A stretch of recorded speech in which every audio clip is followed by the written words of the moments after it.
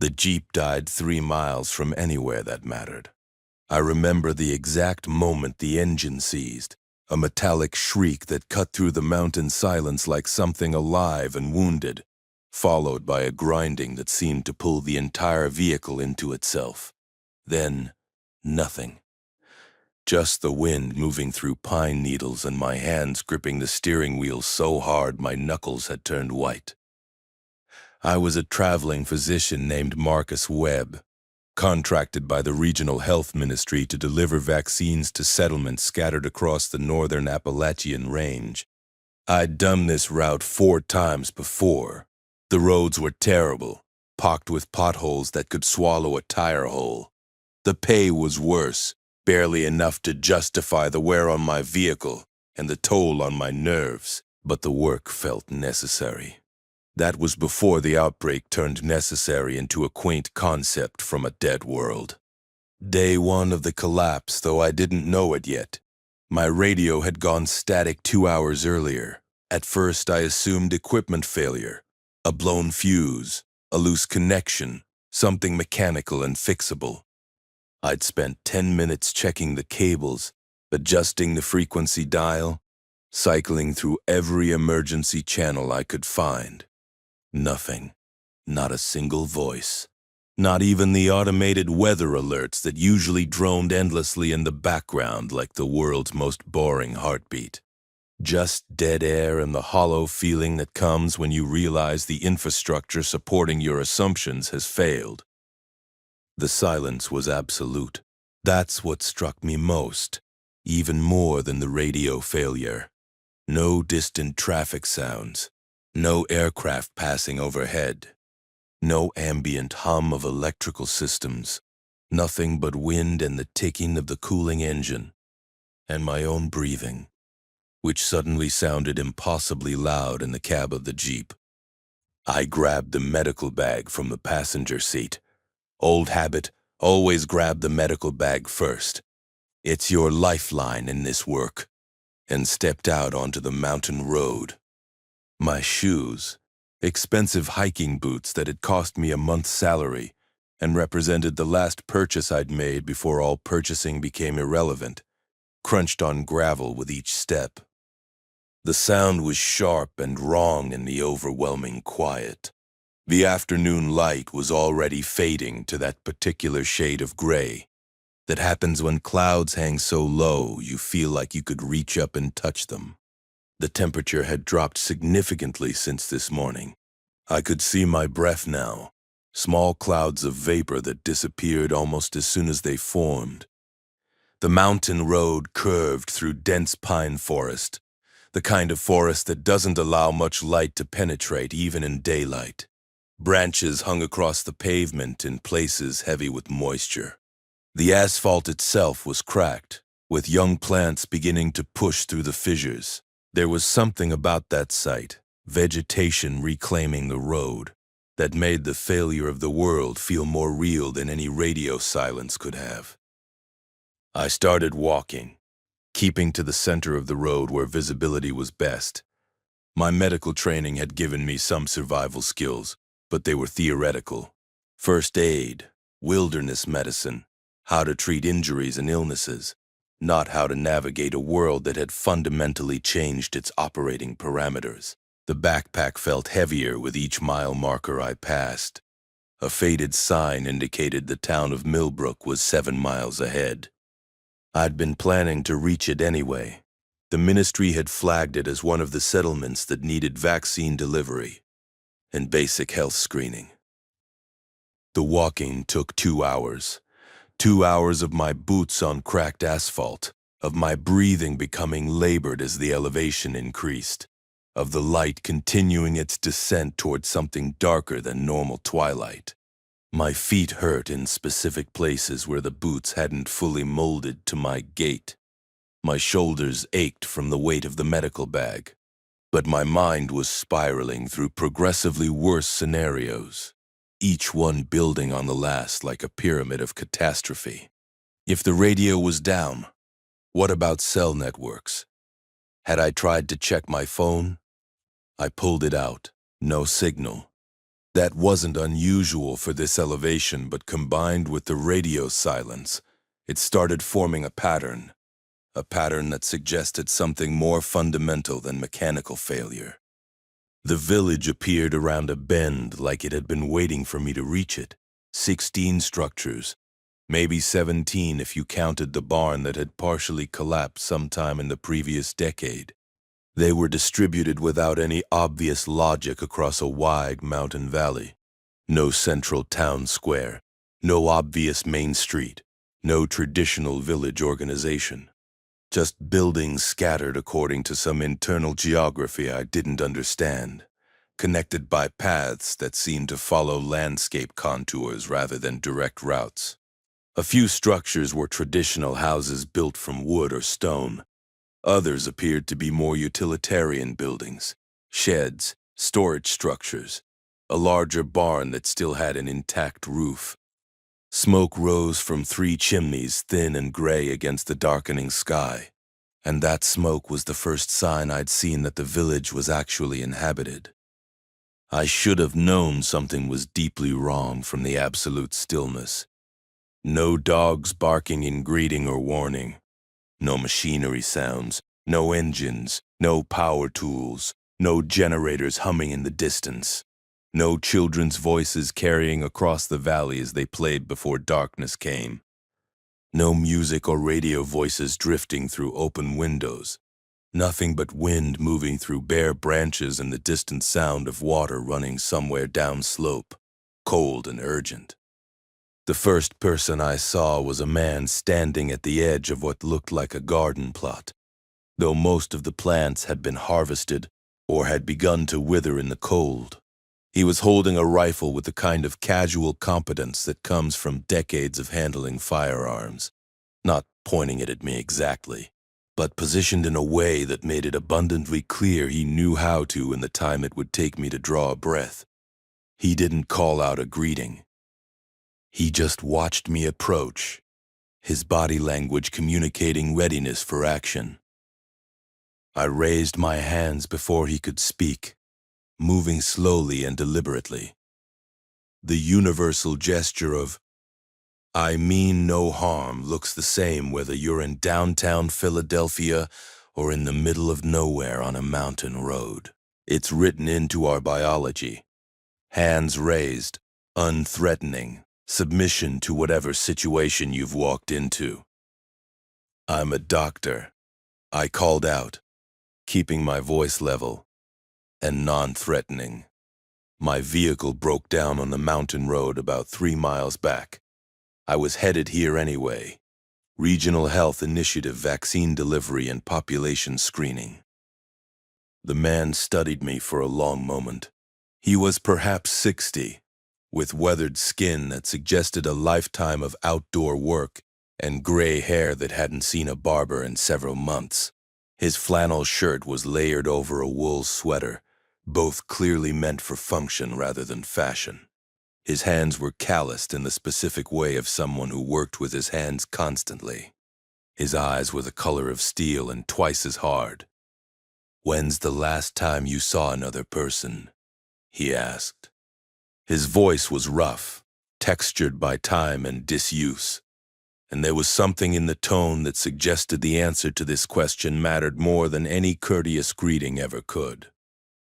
The question hung in the cold air between us like something physical, not a normal greeting, not a normal question, not the kind of thing you ask someone who's just walked out of the forest.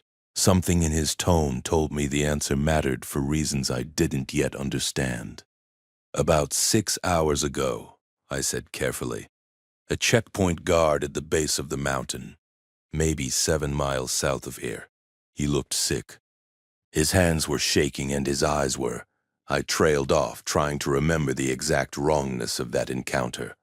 The guard's skin had been flushed, and there was something off about his movements. Jerky, not quite controlled. He was wrong somehow, off, not presenting normally. The man's expression shifted, something that might have been grim confirmation. "You haven't been listening to any broadcasts?" Seen any official communications, news updates, emergency alerts, anything? My radio died this morning, I said. No signals up here for most of the drive anyway. Why? What's happened? He lowered the rifle slightly, not quite relaxing his grip but moving it into a less immediately threatening position. Come on. We need to get you inside before dark. And we need to make sure you're not sick. That's when the reality started to crystallize, though I still didn't have anything close to the complete picture. Nobody did. Not yet. Not even the people who'd been surviving in this valley for the past several days. The man's question wasn't casual concern or standard hospitality protocol. It was triage assessment. He was evaluating whether I represented a threat, not as a stranger who'd wandered into their community, but as a potential vector for infection. He was assessing my viability as a community member versus my risk as a contamination event. His name was Thomas Garrett, I learned as we walked toward the largest structure. He'd lived in Millbrook for 32 years, he told me, after moving here from Pittsburgh where he'd worked in construction. He'd been attracted by the quiet and the simplicity, and he'd never regretted the decision. He began explaining the situation in the carefully measured tones of someone describing something too large to fully comprehend, something that required constant explanation to maintain its reality. The house we approached was 2 stories, built from rough-hewn timber with a stone chimney that reached toward the darkening sky. The structure showed the kind of wear that suggested age, but it was clearly maintained with care.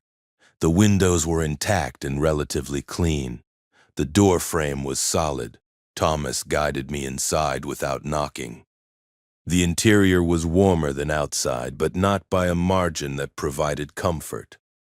A wood stove glowed in the corner of what had been a living room, now converted into something between a meeting hall and a command center. Maps covered one wall. Geological maps, road maps, topographical maps. A rifle rack held 5 more guns, all of them appearing well-maintained. A handwritten ledger sat on a wooden table filled with neat columns of information that I would later learn was resource inventory. Food stores, ammunition, medical supplies, everything cataloged and tracked. 7 other men were present in the room, no women. I registered that detail immediately without understanding its significance, filing it away for later analysis. They ranged in age from maybe 30 to 70, and they were all armed with rifles or shotguns. The weapons weren't pointed at me, but they were present, accessible. The baseline assumption of this community was preparedness for immediate threat. This is Marcus Webb, Thomas said, and it occurred to me he'd learned my name from somewhere without me having told him. Later, I'd find out they had a working radio that picked up emergency frequencies, and my name had been circulated along with a physical description matching mine. A traveling physician potentially exposed to infected individuals, headed toward the northern settlements. Not an alert to quarantine, an alert to verify my status and neutrality. He's a doctor. His vehicle failed on the mountain road. He met an infected individual at the checkpoint. The oldest man in the room stood slowly with careful movements. He was perhaps 75, with skin as weathered as old barnwood and eyes that held the sharp clarity of someone who'd spent a lifetime making critical decisions under pressure. He wore a wool vest over a flannel shirt, and the rifle cradled in his hands looked less like an accessory and more like an extension of his body. His name was Samuel Cross, and he would become the closest thing I had to a mentor during the year that followed. "You're showing no visible symptoms of the infection?" Samuel asked, his tone shifting into something more clinical. "No respiratory distress? No behavioral abnormalities?" "None that I'm aware of," I replied, suddenly very conscious of my own body. I have a headache from the drive. Tension, probably. But that's the only thing I can report. Fever? I touched my own forehead instinctively. No, I don't think so. My skin feels normal temperature. Samuel nodded to a man standing to his left, someone I hadn't met yet, who produced a mercury thermometer and a cloth. The thermometer went under my tongue. We all waited in near silence for 90 seconds while the device did its work. The only sound was the wood popping in the stove, and wind rattling the windows with enough force to suggest the evening was turning genuinely cold.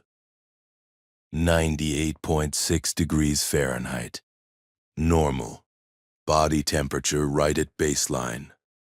I watched the tangible shift in the room's atmosphere. The tension decreased, like someone had turned down the volume on collective anxiety. You should know what's happened, Samuel said, pulling a wooden chair closer to the stove. Sit. This is a long explanation, and you're going to need to understand it to understand why we're operating the way we are. Everything depends on you understanding. I sat.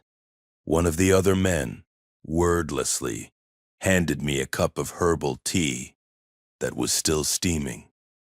It tasted like birch bark and something medicinal. I couldn't identify. Not unpleasant, just unfamiliar. There was something grounding about holding it, though. Something that made the impossible story Samuel was about to tell feel slightly more manageable. Samuel settled into his own chair with the careful movements of someone managing chronic pain. Arthritis, probably, or old injury damage. 3 weeks ago, there was a viral outbreak in the cities down the mountain. Started in the urban centers, Pittsburgh, Philadelphia, smaller cities as well. It spread through respiratory transmission. Incubation period appears to be 12 to 18 hours from infection to symptom onset. The initial presentation was standard respiratory infection, elevated fever, persistent cough, difficulty breathing, general malaise. He paused, seeming to gather the language for something genuinely difficult to articulate. But the progression was abnormal, he continued, completely outside normal viral pathology. The infected individuals began to lose higher cognitive function. Their behavior became increasingly erratic and aggressive. They stopped maintaining basic hygiene. They developed what appeared to be severe photophobia, extreme sensitivity to light, to the point where infected individuals would avoid daylight actively, and they became obsessed with spreading the infection. They would deliberately cough on people. They would bite if they got close enough. It's not a standard disease progression. Something about the virus is affecting behavior directly. Something is causing neurological changes. I felt my hands tighten around the teacup. The ceramic was warm enough to be slightly uncomfortable. That's not consistent with any viral model I'm familiar with. Respiratory viruses don't typically cause behavioral changes. That's not how viral infections work in mammals. There are prion diseases that cause behavioral changes, like CJD, but those have much longer incubation periods and completely different transmission vectors. No, Samuel agreed, and there was something like respect in his tone. They don't, but this one does. The government started quarantine protocols 8 days ago, citywide lockdowns. But by that point, it was already too late. The infection had reached too many population centers. Within 48 hours of the lockdown, urban infrastructure began to fail. Law enforcement couldn't maintain order because they were becoming infected themselves. Police, firefighters, medical personnel, all vectors, all becoming infected while trying to respond.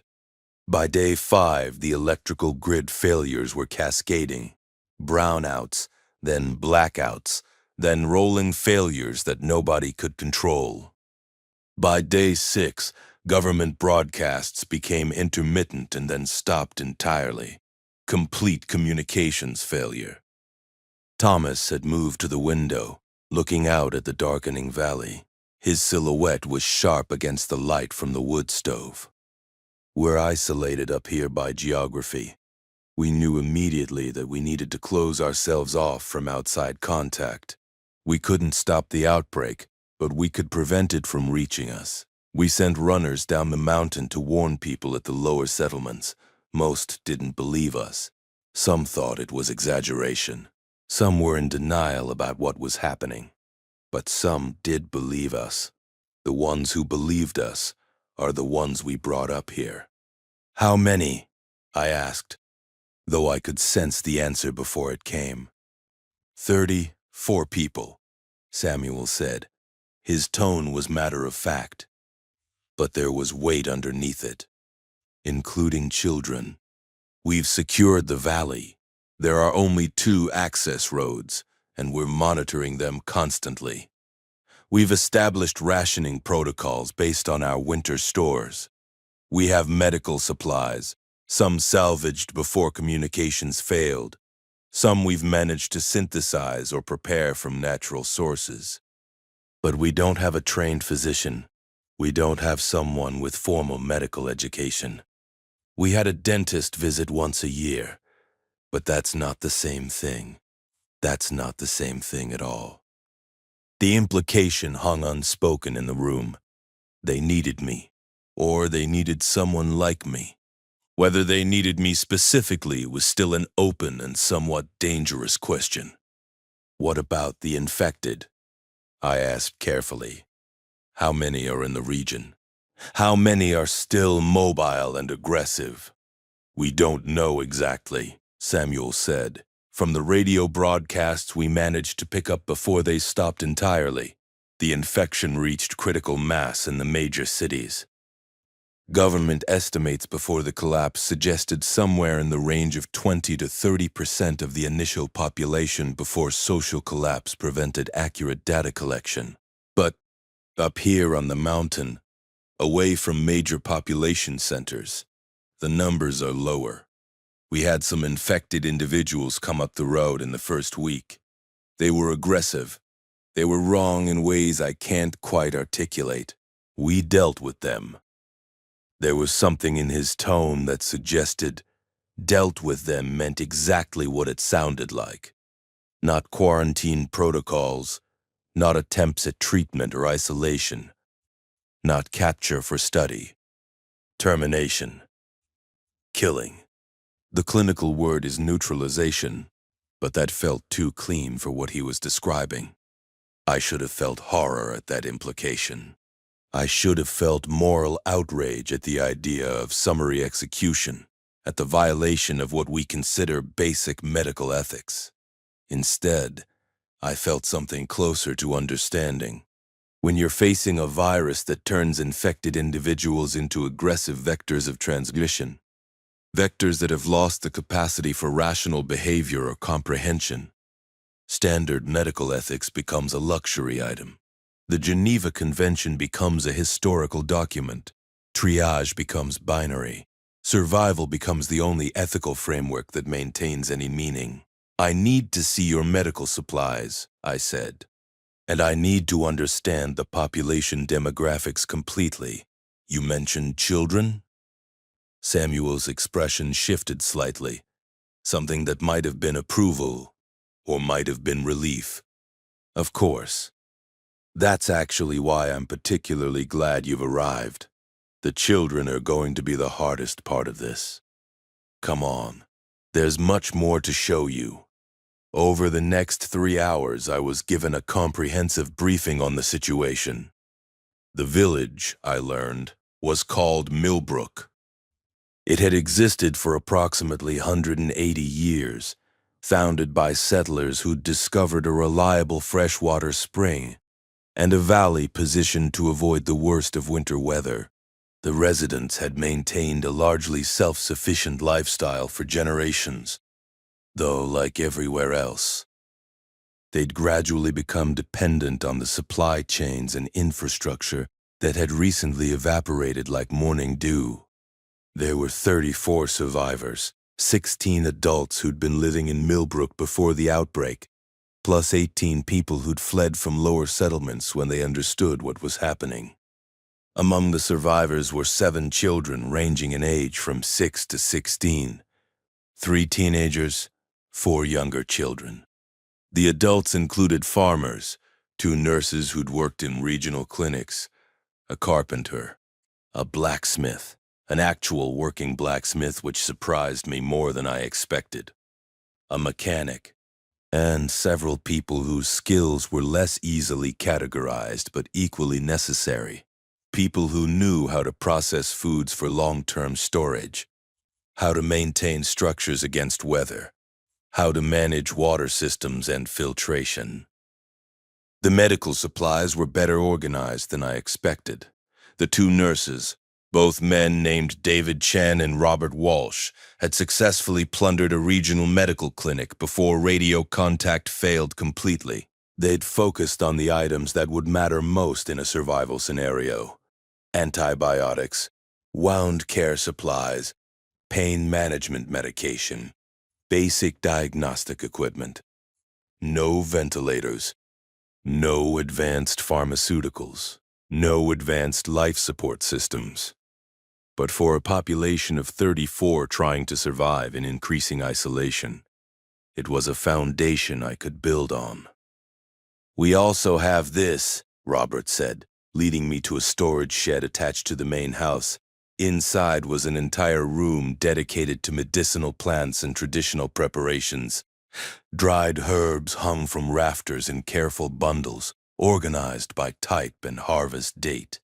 Glass jars filled with preparations lined wooden shelves, each one marked with handwritten labels that identified the contents in neat cursive script. The organization was meticulous. "We've always used traditional medicine," Robert explained, his voice taking on the tone of someone describing something central to his identity.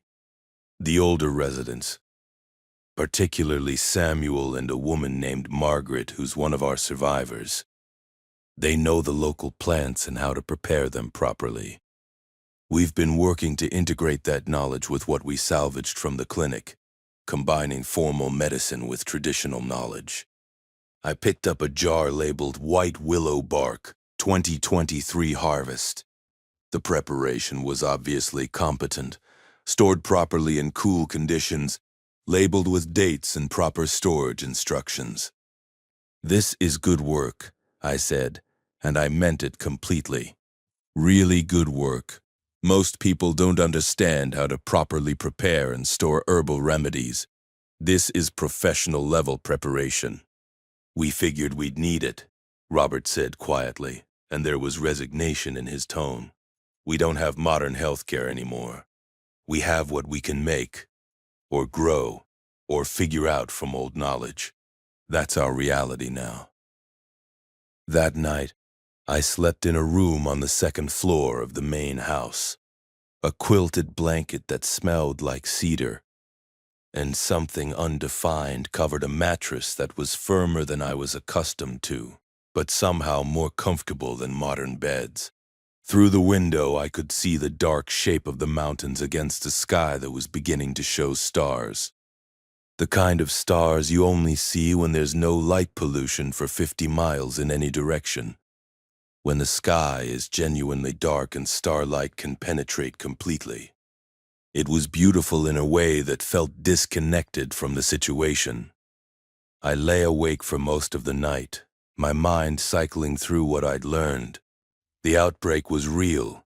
The societal collapse was real. The governmental structure had failed. The infrastructure had failed. The people I'd met were genuinely trying to establish a functioning community in the aftermath of catastrophe, and I was now part of that community, at least for now. At least for as long as I remained useful and non-threatening. The questions that kept me awake weren't about infection rates or mortality statistics or epidemiological projections. They were more fundamental. How long could 34 people survive in an isolated valley, using only what they could produce or salvage? How would they handle the coming winter if the situation didn't improve? If supplies ran out? If weather became severe? If people became sick? What happened when medical situations arose that were beyond the capability of well-intentioned people with incomplete training and limited supplies? And underneath it all, a question I wasn't quite ready to fully acknowledge even to myself. Did I want to leave? You're wondering if this remote village could actually survive intact, or if they were just delaying the inevitable. That's the same question I asked myself that first night, lying awake in a bed that smelled like cedar and old quilts. If you want to know what happened over the next year, the impossible choices, the discoveries about survival that nobody expects, the truth about why this community might have actually found something others were losing. Subscribe and keep watching. Like this video if you understand that survival means more than just avoiding death. This is where the real story begins. The next morning, I woke to the sound of organized activity. Not noise exactly. These people were efficient and didn't waste energy on unnecessary sound, but the structured movement of people engaged in purposeful labor. I dressed quickly and made my way downstairs. The main room had been transformed overnight. Tables had been pushed to the sides to create open floor space. Maps and papers covered several surfaces. Samuel was standing in the center of the open space with 3 other residents, all of them studying documents and pointing at locations on the maps. They looked up as I entered, and I recognized something in their expressions, the relief of people who'd been waiting for professional expertise to arrive. "Morning," Samuel said. "I hope you slept. We have a lot to show you, and we need to establish clear protocols before anything else happens." Over the next 2 hours, I was given what amounted to a comprehensive strategic orientation to the entire Millbrook operation. Samuel had transformed the village into something between a military installation and a functioning agricultural community. Every person had assigned roles and responsibilities clearly defined on a written schedule. Every resource had been cataloged and allocated. Every potential problem had been identified, and contingency plans had been developed. The farms weren't large, maybe 3 acres of maintained garden land, but they were being managed with surprising precision and sophistication. Samuel explained that they'd converted all available land to intensive cultivation techniques designed to maximize output in a small space. They were growing cold-hardy crops that would produce through the fall and into the early winter. Root vegetables, cruciferous plants, hardy greens that could withstand frost. They'd preserved seeds from previous years. They had a greenhouse constructed from salvaged materials that was maintaining seedlings for spring planting, seeds carefully selected for cold tolerance and quick maturation. "We're going to need you to monitor nutrition across the population," Samuel said, showing me detailed calculations he'd worked out on paper in careful handwriting. "We have enough calories by our projections, but we need to make sure we're not developing deficiency diseases. Scurvy, beriberi, pellagra. Those are the risks in a population this size eating from limited sources.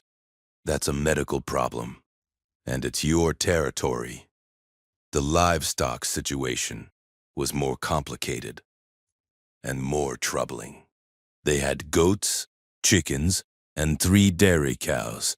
The animals required significant resources to maintain through the winter: feed, water, care. They provided milk. But the question Samuel was grappling with, and he didn't shy away from asking my opinion directly, was whether they could afford to keep all the animals through a winter where resources might run critically short. "We have enough feed," he said, showing me detailed calculations he'd worked out. "By our projections. But barely.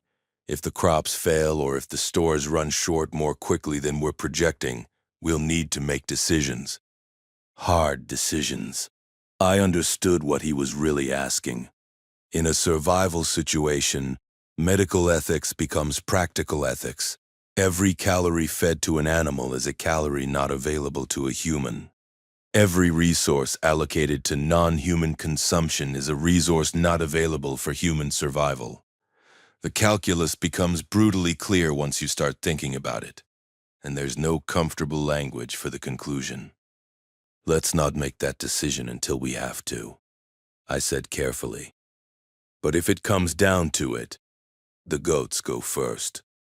They're most efficiently converted to other resources: leather, meat, bone for tools. And they have lower emotional investment for most of the community than the cows do. The cows provide milk production. Milk is irreplaceable as a caloric source for the children." Samuel nodded slowly. He already knew the answer. He'd already thought through the calculus. He'd just needed to hear it from someone with medical training. Permission, in a way. Validation that the hard choice was also the right choice. If you're starting to understand that survival in this new world means making decisions that would have been unthinkable before, then you're beginning to see what I was beginning to see. Comment below. Tell me what decision you would have made. And subscribe if you haven't already. Because what's coming will test everything this village thought they knew about survival. The first real crisis came in the third week of October, when the temperature was beginning to drop below freezing at night, and the community's daily routines had settled into something that almost resembled normalcy. One of the children, a boy named Marcus Chen, no relation to me, which I found darkly amusing given that two people with the same name in a community of 34 created a statistical improbability, developed symptoms that didn't fit any obvious pattern. Fever, yes. Cough, yes. But also, joint pain that made him cry when he tried to walk, sensitivity to light so severe he couldn't keep his eyes open in daylight, and a rash that appeared on his palms and the soles of his feet, in a distinctive petechial pattern. I recognized the presentation immediately: acute viral syndrome, possibly enterovirus or a rickettsial infection. Nothing immediately life-threatening, assuming secondary complications didn't develop.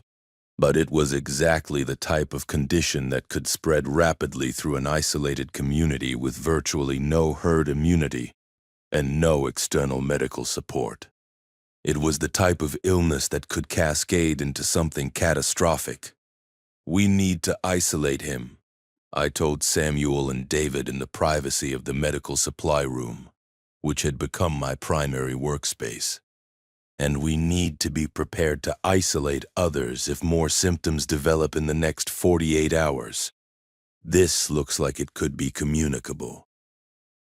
The isolation protocol we implemented was straightforward by modern healthcare standards, but represented a significant logistical challenge for a community that had only recently stabilized. Young Marcus was moved to a separate room in one of the peripheral buildings, a small cottage that had previously served as storage.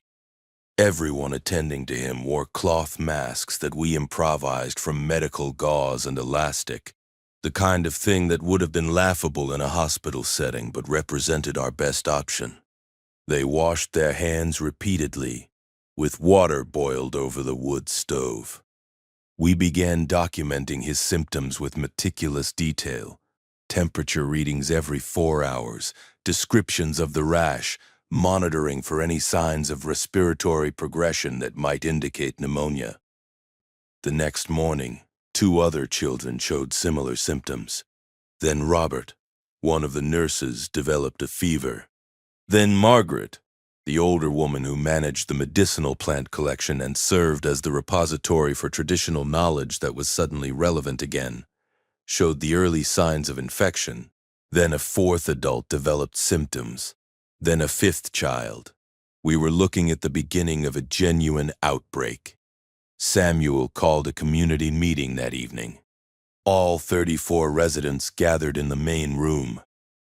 The 5 symptomatic individuals were isolated elsewhere, but they were present in everyone's minds like a ghost that had been invited to the gathering. The anxiety in the room was palpable. You could taste it in the air, metallic and sharp.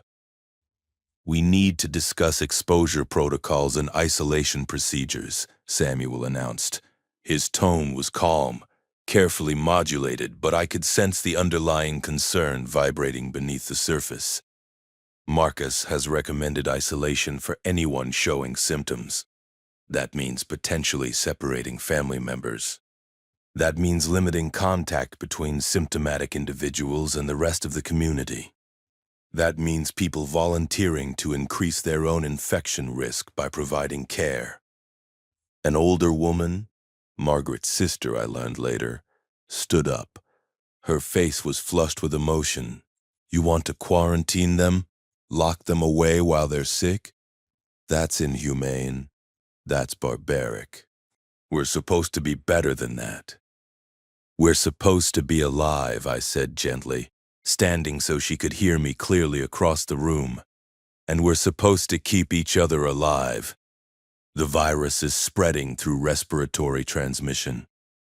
Every contact with a symptomatic person is a potential infection event for someone else. If this outbreak isn't contained, everyone in this village could be infected within a week. Not most people. Everyone. That's the mathematical reality. And if they're not contained," a man I didn't recognize asked. He was younger, maybe mid-30s, and there was anger in his voice. "They die alone, isolated. We're supposed to be a community." "They don't die alone," I said. "They can't die alone. Someone has to care for them. Someone has to monitor their symptoms and provide treatment. But that someone is accepting increased infection risk. So we need to minimize the number of people accepting that risk. We need to be strategic about who provides care, and we need to establish protocols that reduce transmission while maintaining the care they need." It was Robert who ultimately broke the tension that had started to feel like it might splinter the community. He stood slowly, and the room quieted. Robert was quiet by nature, the kind of person who listened more than he spoke, which meant when he did speak, people paid attention. "I'll be the primary caregiver for the infected people," he said. His voice was steady. "I'm already exposed from being in close contact with Marcus in the early stages. I'm already at increased risk. At least this way the exposure is controlled and purposeful. I can minimize contact with others. I can maintain careful hygiene protocols. I can be strategic about how I manage the risk." "You'll risk infection," I pointed out, unable to help myself. "You understand that. You're accepting a significant probability of becoming infected." "I'm already at risk," Robert replied. "At least this way the risk is acknowledged and managed instead of distributed across the community. Someone has to do this. It might as well be someone who's already been exposed." David immediately volunteered to alternate shifts with Robert. The community, after some discussion and visible reluctance, accepted the protocol. There was no enthusiasm, but there was acceptance. There was understanding that survival sometimes required uncomfortable choices. What followed was 5 days of careful monitoring and documentation. I spent most of my time in the isolation cottage, checking vital signs, evaluating the rash, monitoring for any signs of progression toward serious complications.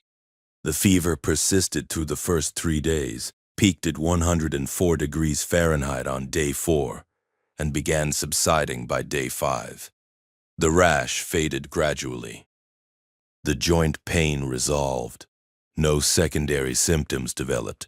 No pneumonia, no encephalitis, no serious complications that would have required interventions we simply didn't have available.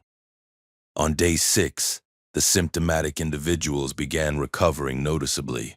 By day 8, they were back in general circulation, though still in a weakened state that required gradual return to normal activity. The community organized a celebration of sorts, not loud or demonstrative, but a small meal where the recovered individuals were welcomed back, where people expressed relief and gratitude. Robert and David remained infection-free. Samuel's carefully designed isolation protocols had worked. The community had faced a genuine crisis and managed it through coordination and careful decision-making. But the experience had highlighted something crucial that nobody wanted to fully acknowledge. This outbreak, as minor as it turned out to be, had revealed the community's vulnerabilities in stark detail. If this had been the actual outbreak virus, the one causing the collapse in the cities, the one that turned people into aggressive vectors, the entire community would have been decimated in days. There was no room for error in a population this size. There was no second chance if protocols failed. We need to strengthen our protocols significantly, I told Samuel after the crisis had passed and the community had settled back into routine. We need to develop quarantine procedures that don't require people to sacrifice themselves. We need to think through scenarios where multiple people are sick simultaneously. We need to consider what happens if a symptomatic person becomes aggressive or uncooperative. You're describing people in the early stages of the outbreak virus, people who are losing behavioral control. Potentially, I said.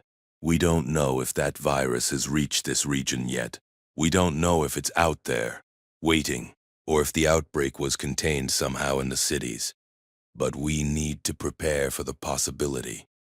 We need protocols for that scenario. We spent the next 2 weeks developing detailed medical protocols and contingency procedures. We set up a dedicated isolation room in one of the peripheral buildings. We created rotation schedules for care duties that would minimize individual exposure.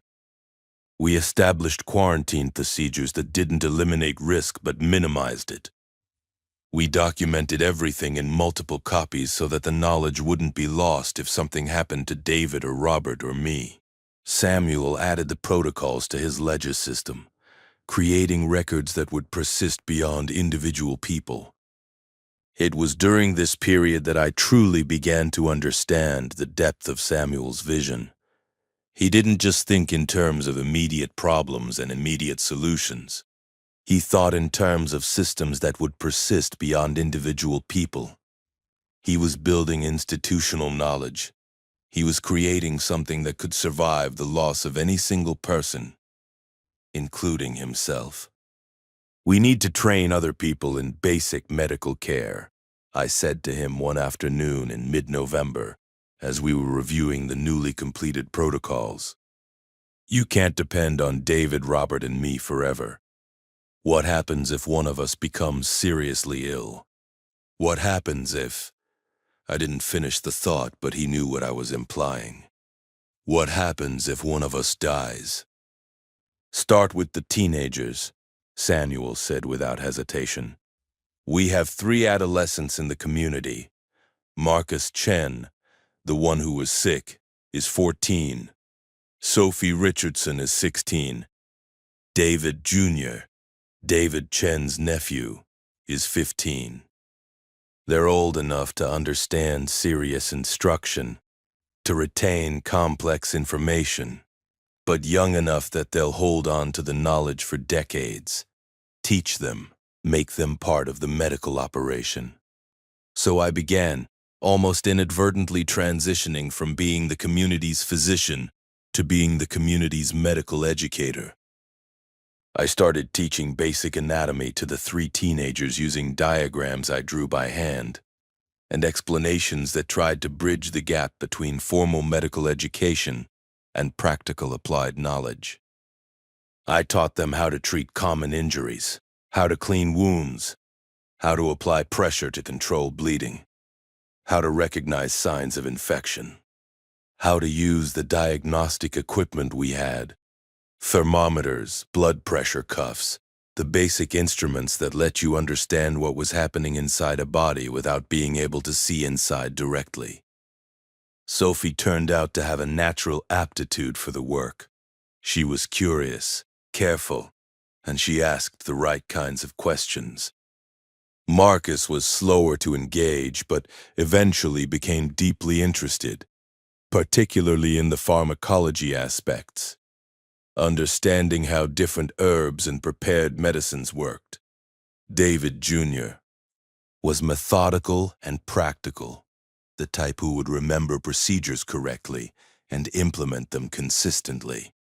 At night, after the teaching was done and the teenagers had returned to their regular duties, I'd often find myself in the room where Samuel kept his ledgers and maps. He was constantly documenting, recording everything systematically: population statistics, resource consumption rates, disease prevalence, crop yields, livestock productivity, everything.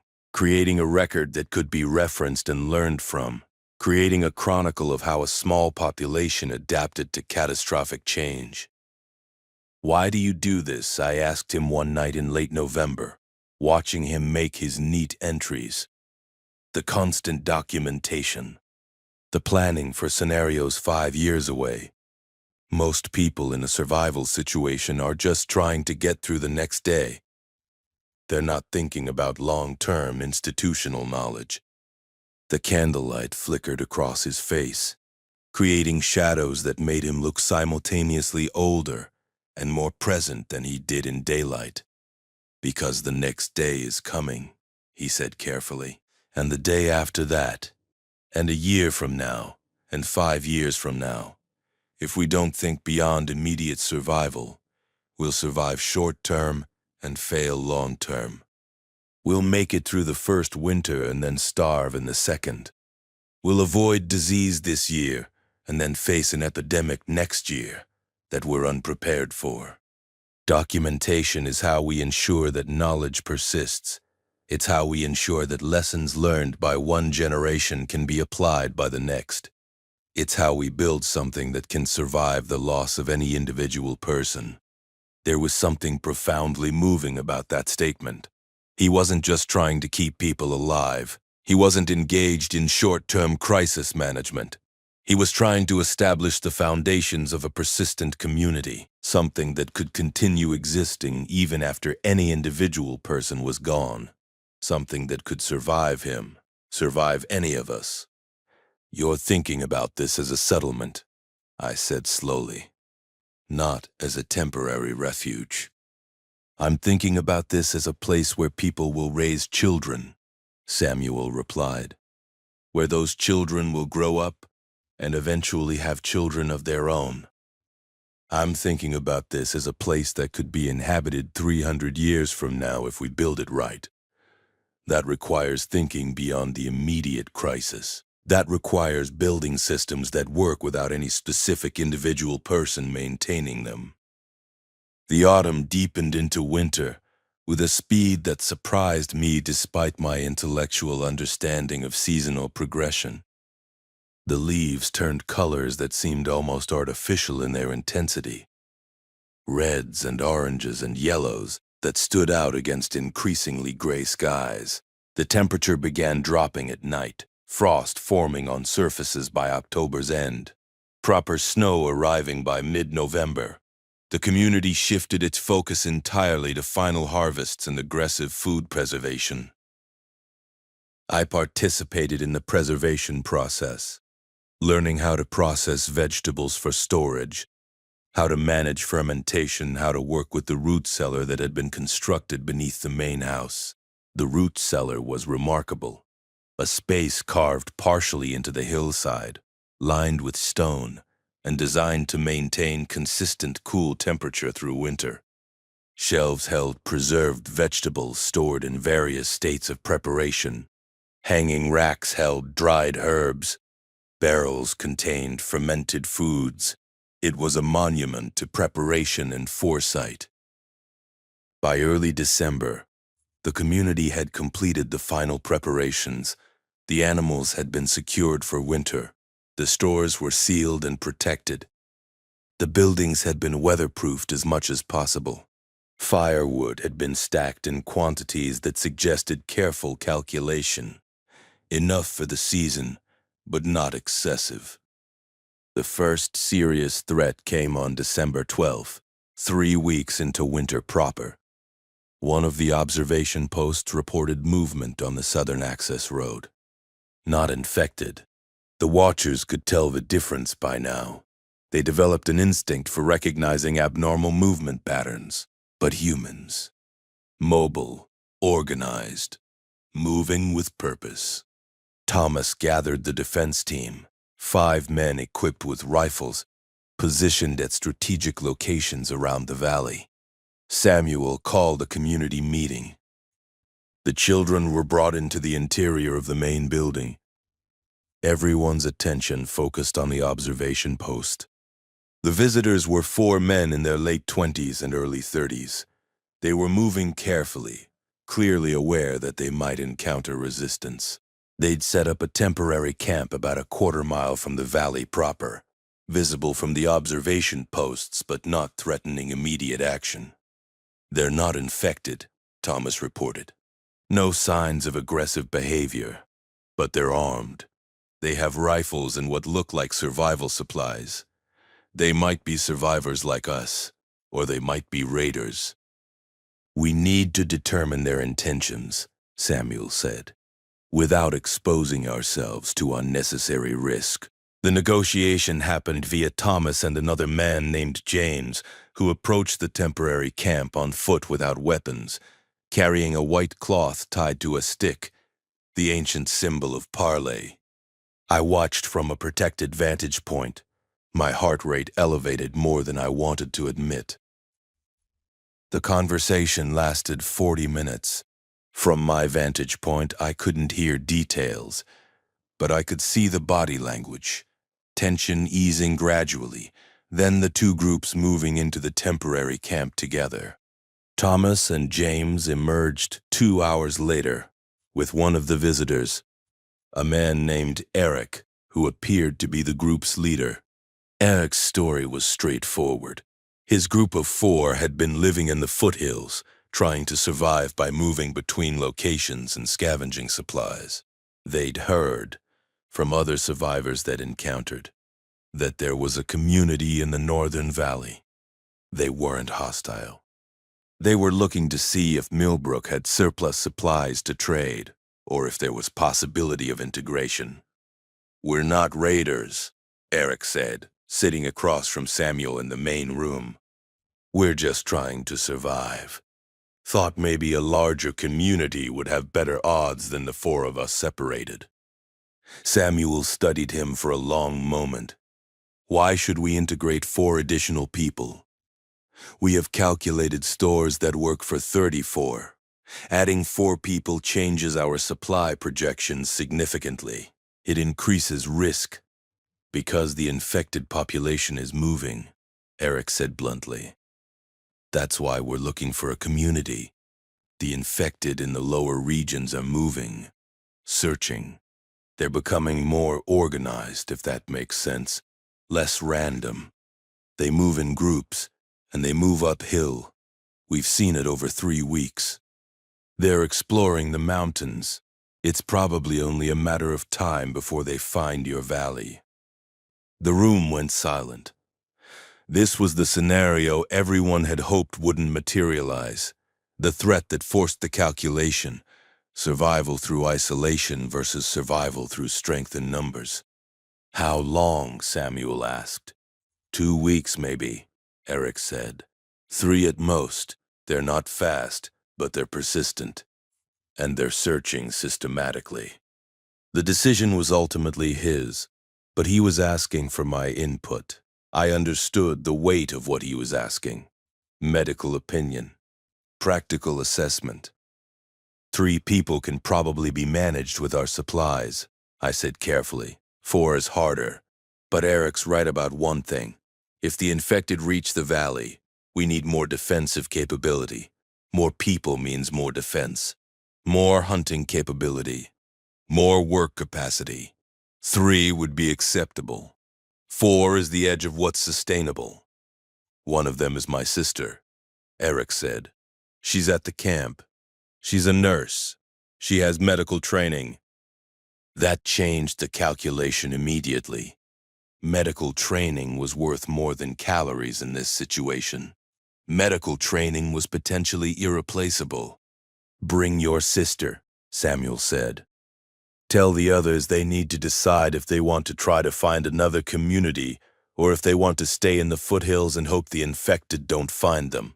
The integration of Eric and his sister, whose name was Catherine, happened over 2 days. They brought what supplies they had: ammunition, some food, useful tools. Catherine had indeed been a nurse, specifically an emergency medicine nurse, which meant her skills complemented mine and David's and Robert's. She also brought knowledge of herbal medicine from her own travels and survival experience. We need to prepare defenses, Thomas said that night in the defense meeting. The threat of infected reaching the valley was now concrete, specific, real. We need to establish positions. We need ammunition. We need protocols for what happens when they arrive. We also need medical protocols for potential injuries, I said. If we're going to engage infected individuals in direct conflict, we need to prepare for wound care. We need to prepare for potential exposure incidents. We need protocols for what happens if someone is bitten. The room went very quiet. Nobody wanted to acknowledge the implication directly, but it was hanging in the air like something physical. If someone was bitten by an infected individual, they might become infected. The virus's transmission vector was respiratory, primarily, but bite transmission was theoretically possible. And if someone became infected, what then? Isolation? Execution? We'll establish that protocol when we need to, Samuel said, which was his way of avoiding a decision that didn't need to be made until circumstances forced it. The next week was spent in intensive preparation. Defensive positions were reinforced. Ammunition was carefully rationed and strategically positioned. Medical supplies were organized for rapid access. Protocols were documented for various scenarios. Catherine and I worked together to establish a medical response plan for combat injuries. Infection from wounds, blood loss, shock management. The infected arrived on December 28th. Not a surprise. One of the observation posts had reported their approach for 3 hours. 17 individuals moving in a coordinated group, moving uphill with purpose. They looked wrong in ways that were immediately apparent even from distance. Jerky movements, skin that appeared discolored even from 100 yards away, movement patterns that suggested the absence of normal human neurology. Thomas had positioned 5 defenders at strategic locations. He'd made the decision not to engage unless the infected reached the valley proper. The strategy was containment, not offense. Hold them outside the valley, prevent them from establishing a presence, maintain the community's safety. The infected approached the blocked southern road. They moved the obstacles with surprising strength, coordinated, purposeful. They were clearly reacting to something, likely the scent or sounds coming from the valley. They were searching for people. The first shot came from Thomas's position. A clean hit to the lead infected individual. The virus didn't seem to impair physical function, but it clearly didn't enhance it either. The infected fell. The others didn't pause. They kept moving, faster now, more aggressive, clearly understanding that they'd encountered resistance. The next 10 minutes were a chaos of sounds I'd never experienced before. Gunshots, the sound of bodies moving through underbrush, Occasionally, vocalizations that were wrong, inhuman, sounds that shouldn't come from a human throat. I was sheltered in the medical room, waiting for casualties. They came in 2 hours later, 2 infected individuals that had been captured rather than killed. They'd broken through the defensive line momentarily, and there was concern they might have bitten any of the defenders. Thomas had a laceration on his arm, bleeding freely but not deeply. James had a bite wound on his shoulder. Both men were terrified. Did they break the skin? I asked, examining the wounds carefully. Thomas's was a cut from a jagged piece of metal. James's was more concerning. 4 distinct puncture wounds where teeth had penetrated skin. The bite punctured, James said. His voice was shaking. I felt it. I don't know if... Does that mean I'm infected? We didn't know the actual transmission mechanics. Respiratory transmission was confirmed. Bite transmission was theoretical. Saliva transmission was theoretical. We'll isolate you, I said carefully. We'll monitor you for 48 hours. If you develop symptoms in that time frame, we'll know we need to expand the protocol. If you don't, you're probably safe. And if I do develop symptoms? James asked. He already knew the answer. We'll deal with that when it happens, I said, which wasn't comforting, but it was honest. The battle, if you could call it a battle, had ended with 17 infected individuals neutralized. The defenders had sustained casualties, but nothing permanently debilitating. And now we had a new question. Had we successfully defended ourselves, or had we just become infected at a slower rate? The moment you realize that your enemy might be invisible, that protection might be an illusion, that the threat you're fighting might be inside you already, that's the moment everything changes. If you've ever faced that kind of existential uncertainty, you understand what the people of Millbrook were experiencing. Share this with someone who understands that survival sometimes means living with fear you can't control. And if you're still watching, if this story has held you this far, subscribe, because what happens next will determine whether this community actually survives, or if we've all been living on borrowed time. The next 48 hours were tense in ways that made the previous crisis seem minor. James was isolated in the cottage with a single caregiver. His vital signs were monitored constantly. Every symptom was documented. I checked on him every 2 hours, taking his temperature, checking for rash development, monitoring for behavioral changes. At hour 36, he developed a low-grade fever, 99.1 degrees. Technically a fever, but not definitive of anything. Could be stress response. Could be early infection. We increased monitoring to every 30 minutes. At hour 43, the fever was gone. 98.2 degrees. Normal.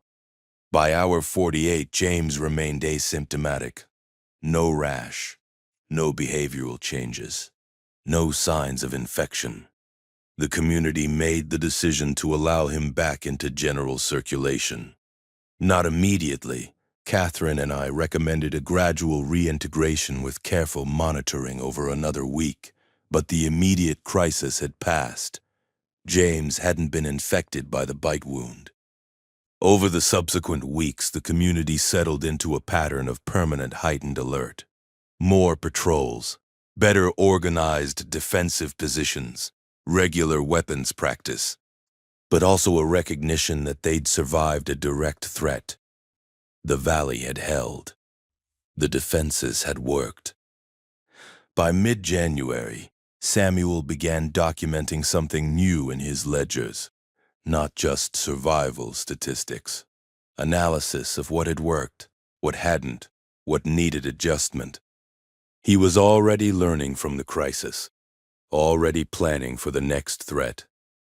In late January, I was spending an evening reviewing medical records, documentation of health incidents over the past 2 months. 15 people had shown symptoms of various illnesses. None had progressed to serious complications. The community's health was remarkably stable. Nutrition was sufficient. Hygiene protocols were being maintained. Mental health was a concern. The constant stress and isolation was wearing, but nobody had reached a breaking point yet. "You've changed things," Catherine said. She'd become a friend over the past weeks, and she had a directness that suggested she said important things without unnecessary preamble. "Before you arrived, they were just trying to survive. Now they're trying to build something." "That was always what Samuel wanted," I said. "I just helped him formalize it." "You gave him medical validation that what he was doing was right. You gave him someone who understood systems and frameworks and institutions. You gave him someone who could translate survival into structure." I thought about that for a long time, about the role I'd stepped into, almost without noticing, about how arrival in a crisis can change the trajectory of how that crisis is managed. On the first day of February, 1 year from the outbreak, Samuel called a community meeting. Everyone gathered in the main room. The medical records had been compiled, the agricultural records, the resource consumption records. A year of documentation, carefully maintained, reviewed, analyzed. "We survived," Samuel said simply. "We survived the first year. We survived the infected reaching our location. We survived winter. Now we need to plan for what comes next."